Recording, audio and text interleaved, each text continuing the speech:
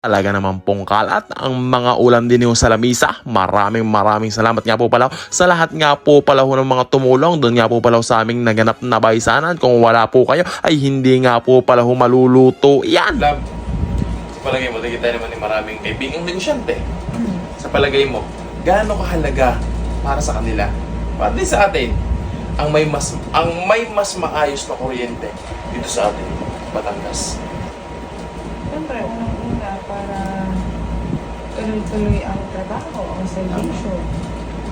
At mapanatili yung kalidad ng produkto kung ano man yung negosyo nila.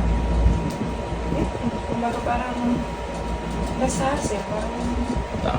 Alam mo, galad mo kami galing sa Iloilo. Natuklasan namin na ang kuryente pala doon ay more power.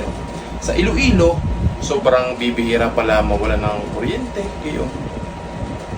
Tapos, kung mawalan man, dahil hindi mo maiwasan kung mawalan naman, sobrang bilis. Sobrang bilis magkaroon agad.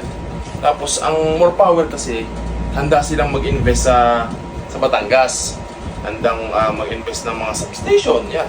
Mga modern switching, network automation, tsaka load monitoring. Kumbaga, sobrang napakalaking bagay kung madadala ng magkakaroon ng more power dito sa Batangas dahil unang-una, napakalaki ng iaalwan, diga? Doon napakabira mawala ng power na sa mga negosyante dito sa atin. Kaya napakaganda kung ang more power madadala sa Batangas.